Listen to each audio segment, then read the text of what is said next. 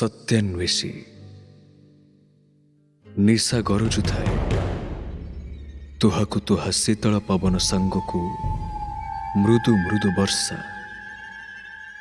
बण बुदा भितरु भासी आसुଥାଏ साई साई शब्द श्वान स्वापदंक रड़ी सांगकु शुभुଥାଏ अशरीरी मानंकर अटहास्य घन घन बिजुली आलोकरे दिशि जाउଥାଏ भयानक मुहटी मान किंतु राजा विक्रमार्क तिणे मात्र विचलित न होई सही प्राचीन वृक्षटी पाखकु लेउटी गले एवं वृक्षारोहण पूर्वक सबटीकु उत्तारी आनिले। से ताकु कांधरे पकाई सुनसान श्मशान अतिक्रम करने आरंभ करने मात्रे सबस्थित बेताल कही उठिला, राजन अज्ञान और मूर्खतार मध्य गोटे सीमा अछि।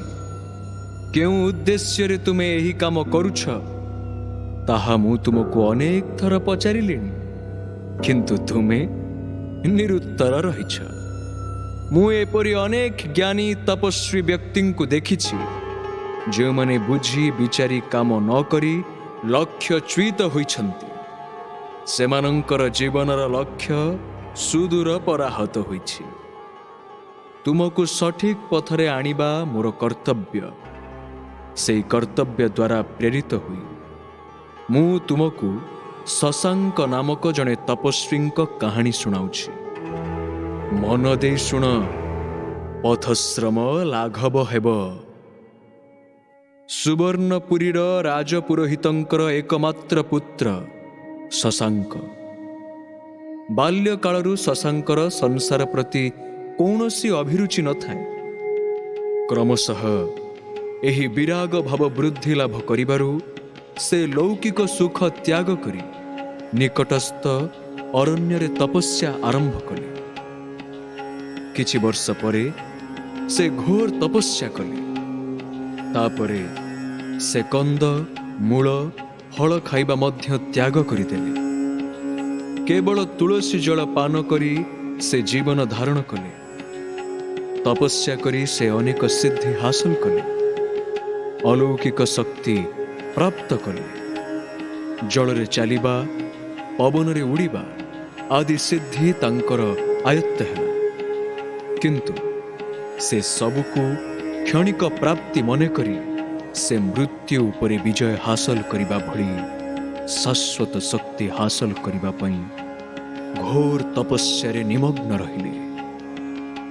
शशांकर एपरी घोर तपस्या गंधर्व लोकरे आलोड़न सृष्टि कला। सेमानंकर मनरे भीति संचार है।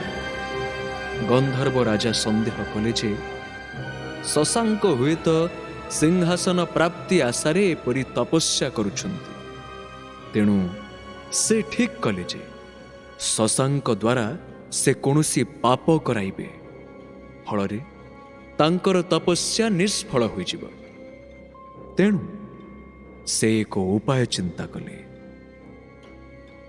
गंधर्व राजा एक देवज्ञ रूप धारण करी सुवर्णपुरी गले ओ राजा को भेटी कहिले, राजन आपणक पुत्र सुवर्ण कीर्ति निकटरे विश्व विजयी सम्राट हेबार समस्त लक्षण रही।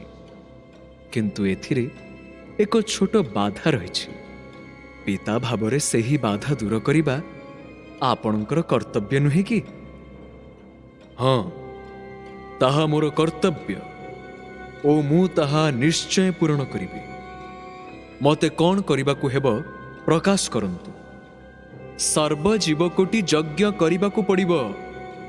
एहार अर्थ हेउछि आपणक राज्य रे जेते प्रकारर पशु पक्षी अछंती प्रत्येकरू गोटिए लेखाए बलि देई एक यज्ञ करिबे।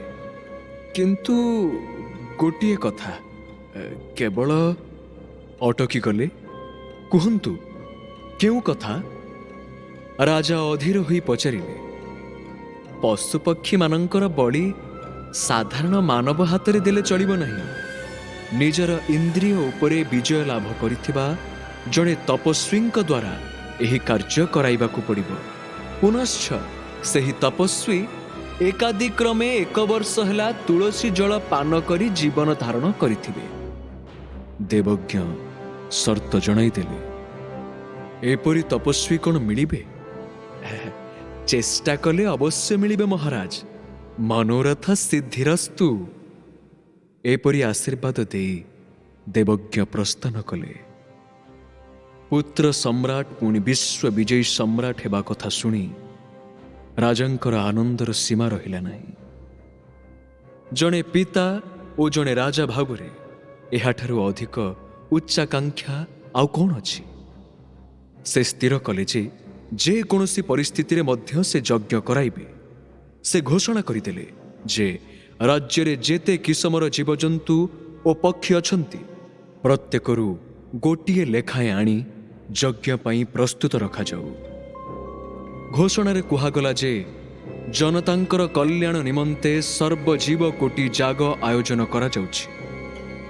एथि निमंते एपरि जणे तपस्वींकर आवश्यकता अछि जे निजर क्षुधा तृषा उपरे विजय लाभ करि परिथिबे। एही घोषणा रे जनसाधारण को अनुरोध करागला जे केही जदि एपरि तपस्वी संबंध रे जानिथिबे तेबे राजा को सूचना देबे। घोषणार 5 दिन परे राजा को दर्शन करने निमंते जणे भील आसिला। से राजा को जणाइला जे से जंगल रे एपरि जणे निराहारी तपस्वी को देखिछि। राजा मंत्री को डकाई कहिले, आपण तुरंत सही अरण्य को जानतु एवं जे कोनोसी उपाय रे सही तपस्वी को एठाकु नहीं आसंतु। मंत्री तपस्वी शशांक को भेटी सब वृत्तांत जणाइले ओ कहिले, एही यज्ञ फल राज्य और प्रजा मानकर कल्याण साधित हेब। केवल आपणक द्वारा ताहा संभव हो पारिबो। एहार प्रतिबदल रे आपण जहा चाहिबे राजा आपणको ताहा देबा पई प्रस्तुत अछंती। किंतु सबु प्रलोभन परे मध्य शशांक मंत्री प्रस्ताव को अस्वीकार कले। यज्ञ नाम एते सबु जीवजंतु को बलि देवा पाप, यह मोर सिद्धांतर विरोधी अटे। राजा आपणक पई प्रशांत उद्यान निकट रे एक भव्य भवन निर्माण कराइबे। एठारे आपणको समस्त प्रकारर स्वच्छंद मिलिबो। मु जणे तपस्वी ओ मोर एही जीवन रे मु अत्यंत खुशी अछि। मोर लक्ष्य सिद्धि पई एहा ही अनुकूल परिवेश। शशांक दृढ़ भावे प्रत्याख्यान कले। तपस्वी को राजी कराइबाकू यथासंभव प्रचेष्टा करी मंत्री विफल हेले ओ निराश मनरे राजधानी फेरी आसिले। तांकठारु सबु विवरणी जानिबा परे राजा कहिले, एथरक जाई सही तपस्वी को कहिबे मु तांक सहित मोर कन्या को विवाह देबी ओ मो राज्य तांको अर्पण करिबी। पितांक कथा शुणी राजकुमारी भार्गवी आचंबित हेले। राजा कन्यार मनोभाव जानिपारी कहिले, चिंतित हो नाही, प्रथमे यज्ञ संपन्न हेउ, तापरे मु सबु कथा संभाली नेबी। पितांक मनोभाव भार्गवींकर पसंद हेला नाही। तेबे मध्य जनतांकर कल्याण कथा भाबी से चुप रहिले। एथरक मंत्री सहित राजकुमारी भार्गवी मध्य तपस्वी पाखक गले। सेठरे से पहुंची तपस्वी को कहिले, महात्मा आपण यज्ञस्थली रे उपस्थित होई यज्ञ कर्म कराइले राजकुमारी भार्गवी आपणक धर्मपत्नी हेबे। राजा मार्तंड वर्मांक परे आपण सुवर्णपुरीर राजा हेबे। एहा महाराजांक प्रतिज्ञा अटे। शशांक राजकुमारी को देखि अबाक होई गले। तांकर अनुपम सौंदर्य तांको मुग्ध करिदेला। से निजर जीवनर लक्ष्य पासुरी कले। घोषणा कले, एही सौंदर्यमयी को विवाह करिबी ओ राज्यर अधिकारी हेबी। सुवर्ण रथरे बसी तिनि हे सुवर्णपुरी यात्रा कले। यज्ञशाला प्रस्तुत हेला। एक विशाल प्रांतर रे हजार हजार पशुपक्षी एकत्रित हेले। राजा और मंत्री शशांक को धरी ସେଠାକୁ ଆସିଲେ। ଯଜ୍ଞ କୁଣ୍ଡ ପାଖରେ ପ୍ରଥମେ ବଳି ଦେବା ପାଇଁ ଗୋଟିଏ ବଡ଼ ହାତୀ ଠିଆ କରାଗଲା। ହାତୀକୁ ବଳି ଚଢ଼ାଇବା ପାଇଁ ଶଶାଙ୍କ ଖଡ୍ଗ ଉତ୍ତୋଳନ କଲେ।